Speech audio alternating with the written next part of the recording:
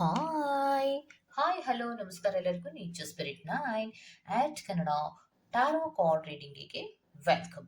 ಇವತ್ತು ನಾನು ತಗೋತಾ ಇರುವಂತಹ ರೀಡಿಂಗ್ ಏನು ಅನ್ನೋದಾದ್ರೆ, ನಿಮ್ಮ ಪ್ರೀತಿಯ ವ್ಯಕ್ತಿ ಯಾವಾಗ ನಿಮ್ಮನ್ನ ನೋಡ್ತಾರೋ ಆವಾಗ ಅವರ ಮನಸ್ಸಿನಲ್ಲಾಗುವಂತಹ ಭಾವನೆಗಳು ಏನು, ಏನ್ ಅನ್ಸುತ್ತೆ ಅವ್ರಿಗೆ ಅನ್ನೋದ್ರ ಬಗ್ಗೆ ನಾನು ರೀಡಿಂಗ್ ಅನ್ನ ತಗೋತಾ ಇದ್ದೀನಿ. ಓಕೆ, ಇದೆಲ್ಲವೂ ಕೂಡ ಇನ್ ಜನರಲ್ ಆಗಿರುವಂತಹ ರೀಡಿಂಗ್ ಆಗಿರೋದ್ರಿಂದ ನಿಮ್ಗೆ ರೆಸೋನೇಟ್ ಆದ್ರೆ ಮಾತ್ರ ತಗೊಳ್ಳಿ. ಹಾಗೇನೆ ಸ್ಕ್ರೀನ್ ಮೇಲೆ ಕಾಣ್ತಾ ಇರುವಂತಹ ಒಂದು ನಂಬರ್, ಅದು ಪರ್ಸನ್ ರೀಡಿಂಗಿನ ನಂಬರ್ ಆಗಿರೋದ್ರಿಂದ ನಿಮ್ಗೆ ಆ, ಯಾರಿಗೆಲ್ಲ ಪರ್ಸನಲ್ ರೀಡಿಂಗಿನ ಅವಶ್ಯಕತೆ ಇದೆಯೋ ಅವರೆಲ್ಲರೂ ಕೂಡ ವಾಟ್ಸಪ್ ಮೆಸೇಜ್ ಅನ್ನ ಮಾಡೋದ್ರ ಮೂಲಕ ಪೇ ಮಾಡಿ ನಿಮ್ಮ ರೀಡಿಂಗ್ಸ್ ಗಳನ್ನ ನೀವು ತಗೋಬಹುದಾಗಿರುತ್ತೆ.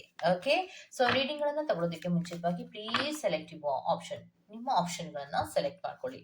So file number 1, file number 2 option ಅಲ್ಲಿ ನಿಮ್ಗೆ ಕೊಟ್ಟಿರುವಂತಹದ್ದು ಜಡೆ ಪ್ಲಾಂಟ್ ಅನ್ನ ಆಪ್ಷನ್ ಆಗಿ ಕೊಟ್ಟಿದ್ದೇನೆ.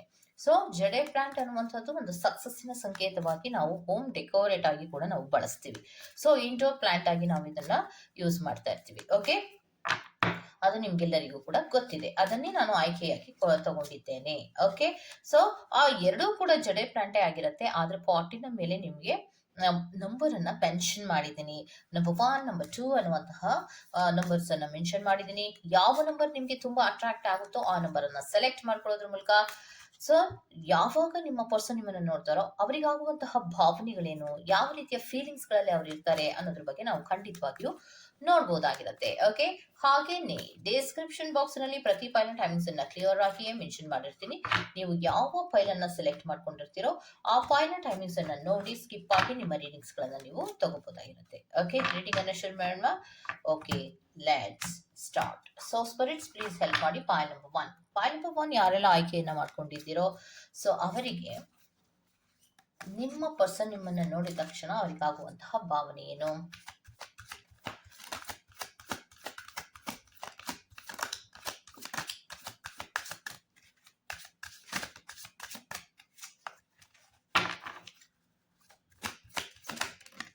Very good.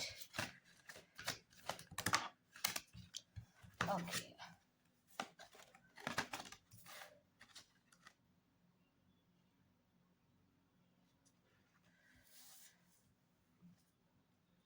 ಓಕೆ, ಮತ್ತಷ್ಟು ಕಾರ್ಡ್ಗಳನ್ನ ತಗೊಳ್ಳೋಣ. ಓಕೆ ಓಕೆ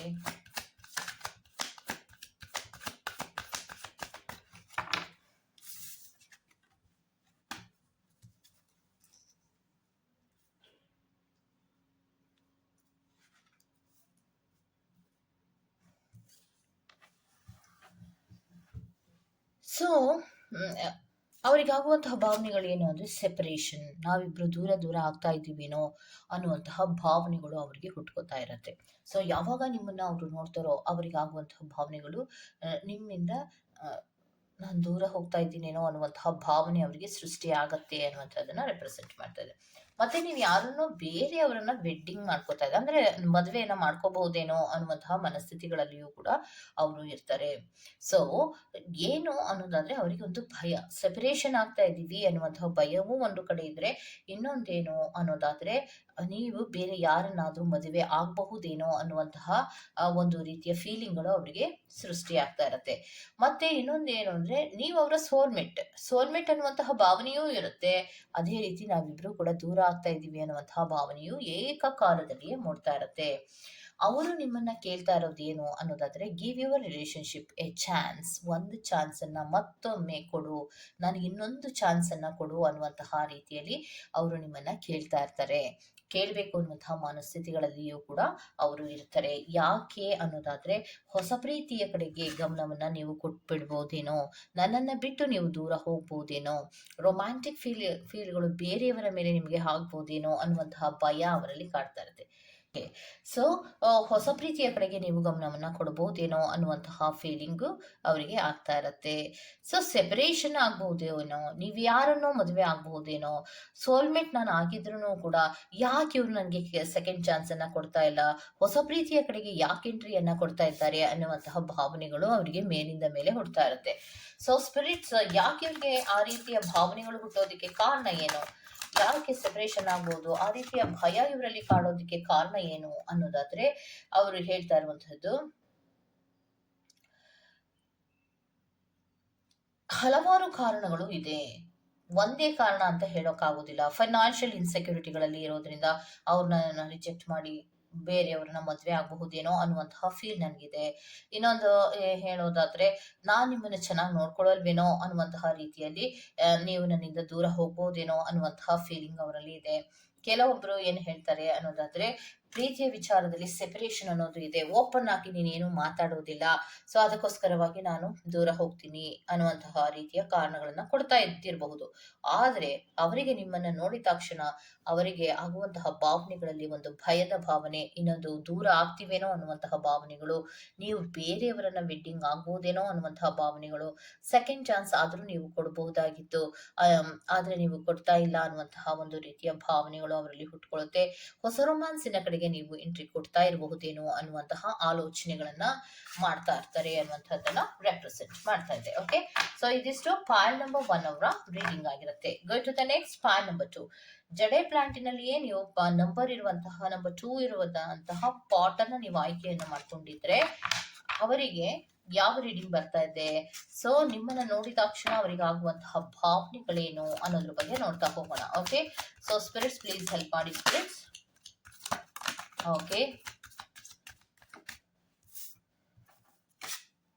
ಪ್ಯಾಷನ್ ಅನ್ನು ರೆಪ್ರೆಸೆಂಟ್ ಮಾಡ್ತಾ ಇದೆ. ನಿಮ್ಮನ್ನ ನೋಡಿದ ತಕ್ಷಣ ಅವರಿಗೆ ಆಗುವಂತಹ ಭಾವನೆಗಳಂದ್ರೆ ಪ್ಯಾಷನ್ ಅನ್ನುವಂತಹದ್ದು. Allow your heart and soul shine with joy ಅಂದ್ರೆ ನೀನು ನನ್ನ ಜೊತೆಯು ಒಂದು ಪ್ಯಾಷನ್ ಅನ್ನುವಂತಹ ರೀತಿಯ ಪ್ರೀತಿ ಇರೋದ್ರಿಂದ ನನ್ನ ಜೊತೆ ನೀನು ಖುಷಿಯಾಗಿ ಇರಬಹುದಲ್ಲ ಅನ್ನುವಂತಹ ಭಾವನೆ. ಯಾವಾಗ್ಲೂ ಕೂಡ ಅವರಿಗೆ ಒಂದು ಅಟ್ರಾಕ್ಷನ್ ನಿಮ್ಮ ಮೇಲೆ ಇದ್ದೇ ಇರುತ್ತೆ ಅನ್ನುವಂಥದ್ದನ್ನ ರೆಪ್ರೆಸೆಂಟ್ ಮಾಡ್ತಾ ಇದೆ. ಸೊ ಅವರಿಗಿರುವಂತಹ ಅಟ್ರಾಕ್ಷನ್, ನಿಮ್ಮ ಬಗ್ಗೆ ಇರುವಂತಹ ಅಟ್ರಾಕ್ಷನ್ ನಿಮ್ಮನ್ನ ಯಾವಾಗ್ಲೂ ಕೂಡ ಒಪ್ಸುವಂತಹ ಪ್ರಯತ್ನವನ್ನ ಮಾಡ್ತಾ ಇರ್ತಾರೆ. ಸೊ ನೀನು ಕೂಡ ನನ್ನ ಪ್ರೀತಿಯನ್ನ ಒಪ್ಕೋಬಹುದಲ್ವಾ, ನನ್ನ ರೀತಿಯೇ ನೀನು ಇರಬಹುದಲ್ವಾ, ಒಂದು ಪ್ಯಾಷನ್ ಇರ್ಬೇಕಲ್ವಾ ಪ್ರೀತಿಯಲ್ಲಿ, ಯಾಕಷ್ಟು ಸಪ್ಪಿಗಿದ್ಯಾ, ಈ ರೀತಿಯ ಕೆಲವು ಮೂಮೆಂಟ್ಸ್ ಗಳನ್ನ ಅವರು ಮಾಡ್ಬೇಕು ಅನ್ನುವಂತಹ ಭಾವನೆಗಳು ಇರತ್ತೆ. ಸೊ ಭಾವೋದ್ರೇಕಕ್ಕೆ ನಿಮ್ಮನ್ನ ನೋಡಿದ ತಕ್ಷಣವೇ ಒಳಗಾಗುವಂತಹ ಸಾಧ್ಯತೆಗಳು ಇದೆ ಅನ್ನುವಂಥದ್ದನ್ನ ರೆಪ್ರೆಸೆಂಟ್ ಮಾಡ್ತಾ ಇದೆ. ಸೊ ನೆಕ್ಸ್ಟ್ ಕಾರ್ಡಿನಲ್ಲಿ ಬರ್ತಾ ಇರುವಂತದ್ದು ಹಾರ್ಟ್ ಟು ಹಾರ್ಟ್ ಕಾನ್ವರ್ಸೇಷನ್ ಅನ್ನ ಮಾಡ್ಬೇಕು ಅನ್ನುವಂತಹದ್ದು ಅವರಿಗೆ ತುಂಬಾ ಇದೆ. ಸೊ ಏನು ಅಂದ್ರೆ ಹಾರ್ಟ್ ಟು ಹಾರ್ಟ್ ಕಾನ್ವರ್ಸೇಷನ್ ಅನ್ನ ಮಾಡ್ಬೇಕಂದ್ರೆ ನನ್ನ ಹಾಗೆ ಎಲ್ಲ ಓಪನ್ ಅಪ್ ಆಗಿ ಹೇಳ್ಕೊಂಡು ಪ್ರೀತಿಯನ್ನ ಮುಂದುವರಿಸಬೇಕು, ಅಂತಹ ರೀತಿಯಲ್ಲಿ ನಮ್ಮ ಪ್ರೀತಿ ಇರಬೇಕು ಅನ್ನುವಂಥದ್ದು. ನಿಮ್ಮನ್ನ ನೋಡಿದ ತಕ್ಷಣ ಅವ್ರಿಗೆ ಕಾನ್ವರ್ಸೇಷನ್ ಶುರು ಮಾಡ್ಬೇಕು, ಅಂದ್ರೆ ಮಾತಾಡ್ತಾ ಇರಬೇಕು ಅನ್ನುವಂತಹ ಭಾವನೆಗಳು ಅವರಲ್ಲಿ ಹುಟ್ಟುತ್ತೆ. Honestly discuss your feelings with each others ಅಂತ ಹೇಳ್ತಾ ಇದ್ದಾರೆ. ಏನದು ಅನ್ನೋದಾದ್ರೆ ಹಾನೆಸ್ಟ್ ಆಗಿ ಪ್ರಾಮಾಣಿಕತೆಯಿಂದ ಡಿಸ್ಕಸ್ ಮಾಡಬಹುದಲ್ವಾ, ಮಾತಾಡಬಹುದಲ್ವಾ, ಈಕ್ವಲ್ ಗಿವ್ ಅಂಡ್ ಟೇಕ್ ಅನ್ನುವಂತಹ ಫೀಲಿಂಗ್ ಗಳ ಶೇರಿಂಗ್ ಮಾಡಬಹುದಲ್ವಾ ಅನ್ನುವಂತಹ ರೀತಿಯಲ್ಲಿ ಅವರು ಭಾವನೆಗಳನ್ನ ಬೆಳೆಸ್ಕೊಂಡಿರ್ತಾರೆ. ನಿಮ್ಮನ್ನು ನೋಡಿದ ತಕ್ಷಣವೇ ಅವ್ರು ಮಾತಾಡ್ಬಿಡ್ಬೇಕು, ಅವ್ರಿಗೆ ಏನ್ ಅನ್ಸುತ್ತೋ ಅದು ಹೇಳ್ಬಿಡ್ಬೇಕು. ನೀವು ಚೆನ್ನಾಗಿ ಕಾಣ್ತಾ ಇದ್ದೀರಾ, ಓ ಸೂಪರ್ ಆಗಿ ಕಾಣ್ತಾ ಇದ್ದೀರಾ ಅಂತ ಹೇಳ್ಬಿಡ್ಬೇಕು. ಅಥವಾ ನಿಮ್ಗೆ ಐ ಲವ್ ಯು ಅಂತ ಹೇಳ್ಬೇಕಾ, ಓಕೆ, ಅದ್ ಯಾರಿದಾರೋ ಏನೋ ಹೇಳ್ಬಹುದಾ ಬೇಡ್ವಾ ಇದ್ಯಾವುದನ್ನು ಕೂಡ ಗಮನಿಸಲ್ಲ. ಸೊ ಅವರು ಕೂಡ ನಿಮ್ಮಿಂದ ಅದನ್ನೇ ಎಕ್ಸ್ಪೆಕ್ಟ್ ಮಾಡ್ತಾರೆ. ಅವರಿಗೆ ಭಾವೋದ್ರೇಕಕ್ಕೆ ಒಳಗಾಗುವಂತಹದ್ದು ಜಾಸ್ತಿ ಇರತ್ತೆ. ನಿಮ್ಮನ್ನ ನೋಡಿದ ತಕ್ಷಣ ಅವರಿಗೆ ಭಾವನೆಗಳನ್ನ ಹಿಡಿದಿಟ್ಕೊಳ್ಳೋದಕ್ಕೆ ಸಾಧ್ಯ ಆಗ್ತಾ ಇರೋದಿಲ್ಲ. ಸೊ ಅದಕ್ಕೋಸ್ಕರವಾಗಿ ಅವರು ನಿಮಗೆ ಹೇಳ್ತಾ ಇರೋದು ಹಾರ್ಟ್ ಟು ಹಾರ್ಟ್ ಕಾನ್ವರ್ಸೇಷನ್ ಮಾಡಬಹುದಲ್ವಾ ಅನ್ನುವಂತಹ ರೀತಿಯಲ್ಲಿ ಅವರು ಭಾವನೆಗಳನ್ನ ಇಟ್ಕೊಂಡಿರ್ತಾರೆ. ನೆಕ್ಸ್ಟ್ ಟ್ರೂ ಲವ್, ನನ್ನದು ತುಂಬಾ ಪ್ರಾಮಾಣಿಕವಾದಂತಹ ಪ್ರೀತಿ, ನಿಜವಾಗಿಯೂ ನಾನು ನಿನ್ನನ್ನು ಪ್ರೀತಿಸ್ತಾ ಇದ್ದೇನೆ. This is the romance of life time. ಈ ಒಂದು ರೊಮ್ಯಾನ್ಸ್ ಅನ್ನುವಂತಹದ್ದು, ಈ ಒಂದು ಪ್ರೀತಿಯ ರೊಮ್ಯಾನ್ಸ್ ಅನ್ನುವಂಥದ್ದು ಲೈಫ್ ಟೈಮ್ ವರೆಗೂ ಇರುತ್ತೆ, ಇದೇನು ಮುಗಿದೋಗುವಂಥದ್ದಲ್ಲ ಅಂತ ಕೂಡ ಹೇಳ್ತಾ ಇದ್ದಾರೆ. ಅಂದ್ರೆ ಪ್ರೀತಿಯನ್ನ ಎಕ್ಸ್ಪ್ರೆಸ್ ಮಾಡೋದೊಂದು, ಅವರಲ್ಲಿರುವಂತಹ ಪ್ಯಾಷನ್ ಬೇರೆ, ಆ ಕಾನ್ವರ್ಸೇಷನ್ ಬೇರೆ. ಸೊ ಪ್ರೀತಿಯನ್ನ ಯಾವಾಗಲೂ ಕೂಡ ಎಕ್ಸ್ಪ್ರೆಸ್ ಮಾಡುವಂತಹ ಪ್ರಯತ್ನವನ್ನ ಮಾಡ್ತಾನೆ ಇರ್ತಾರೆ. ಪ್ರಾಮಾಣಿಕವಾದಂತಹ ಪ್ರೀತಿ ಇದು. ನನಗೆ ನಿನ್ನನ್ನು ಬಿಟ್ಟಿರಕ್ಕಾಗೋದಿಲ್ಲ, ನಿನ್ನನ್ನು ಬಿಟ್ಟು ನಾನು ಒಂದು ನಿಮಿಷವೂ ಕೂಡ ಇರೋದಿಲ್ಲ. ಸೊ ಪ್ರೀತಿಯನ್ನ ಯಾವಾಗಲೂ ಕೂಡ ನಿನಗೆ ಹೇಳ್ಕೋಬೇಕನ್ಸುತ್ತೆ, ತೋರಿಸ್ಬೇಕನ್ಸುತ್ತೆ, ಭಾವನೆಗಳ ಶೇರಿಂಗ್ಗಳನ್ನ ಮಾಡ್ಬೇಕನ್ಸುತ್ತೆ. ಪ್ರತಿ ದಿನವೂ ಕೂಡ ಇವರಿಗೆ ಇದೇ ಮಾತಾಗಿರತ್ತೆ. Okay, so next spirit.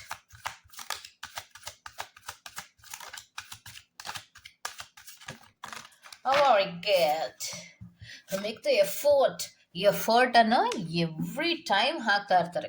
So effort, great love is worth taking the steps you are guided to take. ಪ್ರತಿ ಬಾರಿಯೂ ಕೂಡ, ಪ್ರತಿ ದಿನವೂ ಕೂಡ ಒನ್ ಸ್ಟೆಪ್ ಫಾರ್ವರ್ಡ್ ಆಗ್ತಾನೆ ಇರ್ತಾರೆ ನೋಡಿ, ಫಾರ್ವರ್ಡ್ ಮೂಮೆಂಟ್. ಸೊ ಇವತ್ತು ಐ ಲವ್ ಯು ಹೇಳಿದ್ರೆ ನೆಕ್ಸ್ಟ್ ಡೇ ಅವರು ಬೇರೊಂದು ರೀತಿಯ ಮೂವನ್ನು ತಗೊಳ್ಳುವಂತಹದ್ದು. ಸೊ ಭಾವನೆಗಳನ್ನ ಅವರು ಹಿಡಿದಿಟ್ಕೊಳ್ಳೋಕ್ಕೆ ಸಾಧ್ಯನೇ ಇಲ್ಲ. ನಂಬರ್ 2, ಯಾರೆಲ್ಲ ಆಯ್ಕೆಯನ್ನ ಮಾಡ್ಕೊಂಡಿರ್ತೀರೋ ಅವರಿಗೆ ನಿಮ್ಮ ಪರ್ಸನ್ ಅವರು ಭಾವನೆಗಳನ್ನ ಹಿಡಿದಿಟ್ಕೊಳ್ಳುವಂತಹ ಪ್ರಯತ್ನ ಅಂತೂ ಮಾಡೋದೇ ಇಲ್ಲ, ಅವ್ರ ಕೈಲಿ ಆಗೋದು ಇಲ್ಲ. ಮತ್ತೆ ಅವರೊಂದು ಪ್ಯಾಷನೇಟ್ ಅನ್ನುವಂಥದ್ದು ಇದೆ, ತುಂಬಾ ಪ್ಯಾಷನ್ ಇರುವಂತಹ ಪರ್ಸನ್ ಆಗಿರ್ತಾರೆ. ಸೊ ತನ್ನದೇ ಆದಂತಹ ರೀತಿಯಲ್ಲಿ ಪ್ರೀತಿಯನ್ನ ಮಾಡ್ತಾರೆ. ಯಾರನ್ನೂ ಕೂಡ ಅವರು ಒಂದು ಇಮಿಟೇಟ್ ಮಾಡೋದಿಲ್ಲ. ಅಂದ್ರೆ ಅವ್ರು ಯಾರೋ ಪ್ರೀತಿ ಮಾಡಿರೋ ತರ ನಾನ್ ಮಾಡ್ಬೇಕು ಆ ಮನಸ್ಥಿತಿ ಅವರಲ್ಲಿ ಇಲ್ಲ. ಸೊ ಅವ್ರ ಮನಸ್ಥಿತಿ ಏನು ಅಂದ್ರೆ, ನಾನ್ ಸ್ವಲ್ಪ ಡಿಫ್ರೆಂಟ್ ಆಗಿರ್ಬೇಕು, ನಾನ್ ಮಾತಾಡುವಂತಹ ರೀತಿಯೂ ಡಿಫ್ರೆಂಟ್ ಆಗಿರ್ಬೇಕು, ನಿಮ್ಮ ಫೀಲಿಂಗ್ಸ್ ಗಳನ್ನ ಅರ್ಥ ಮಾಡ್ಕೊಳ್ಳುವಂತಹ ರೀತಿಯೇ ಬೇರೆ ಇರುತ್ತೆ, ಎಲ್ಲರ ತರ ನಾನಿರ್ಬಾರ್ದು, ಬಹಳ ಡಿಫ್ರೆಂಟ್ ಆಗಿರ್ಬೇಕು ಅನ್ನುವಂತಹ ರೀತಿಯಲ್ಲಿ ಕಾನ್ವರ್ಸೇಷನ್ ಕೂಡ ತುಂಬಾ ಡಿಫ್ರೆಂಟ್ ಆಗಿ ಅವರು ಮಾಡ್ತಾರೆ. ಪ್ರೀತಿಯನ್ನು ಎವ್ರಿ ಡೇ ಕೊಡಬೇಕು, ಲೈಫ್ ಟೈಮ್ವರೆಗೂ ಕೊಡಬೇಕು, ನಾನು ಯಾವಾಗಲೂ ನಿನ್ನ ಜೊತೆನೇ ಇರಬೇಕು, ಪ್ರತಿ ದಿನವೂ ಕೂಡ ಇದನ್ನು ಎಕ್ಸ್ಪ್ರೆಸ್ ಮಾಡ್ತಾನೆ ಇರ್ತಾರೆ ಅನ್ನುವಂಥದ್ದನ್ನು ರೆಪ್ರೆಸೆಂಟ್ ಮಾಡ್ತಾ ಇದೆ.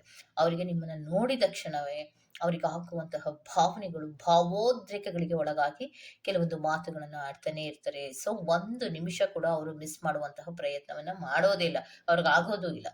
ಸೊ ಅಲ್ಲಿಗೆ ಪಾಲ್ಬಿಟ್ಟು ಯಾರೆಲ್ಲ ಆಯ್ಕೆಯನ್ನ ಮಾಡ್ಕೊಂಡಿದ್ದೀರೋ, ಸೊ ಅವರ ಭಾವನೆಗಳನ್ನು ಹಿಡಿದಿಟ್ಕೊಳ್ಳುವಂತಹ ಪ್ರಯತ್ನವನ್ನ ಅವ್ರು ಮಾಡ್ತಾ ಇದ್ರು ಕೂಡ ನಿಮ್ಮನ್ನ ನೋಡಿದ ತಕ್ಷಣ ಅವರಿಗೆ ಖಂಡಿತವಾಗಿಯೂ ಸಾಧ್ಯ ಇಲ್ಲ, ಅವ್ರು ಫಾರ್ವರ್ಡ್ ಮೂಮೆಂಟ್ಸ್ ಗಳನ್ನ ತಗೋತಾನೆ ಇರ್ತಾರೆ ಅನ್ನುವಂಥದ್ದನ್ನ ರೆಪ್ರೆಸೆಂಟ್ ಮಾಡ್ತಾ ಇದೆ. ಓಕೆ, ಸೊ ಇದಿಷ್ಟು ನಂಬರ್ 2 ಅವರ ರೀಡಿಂಗ್ ಆಗಿರುತ್ತೆ.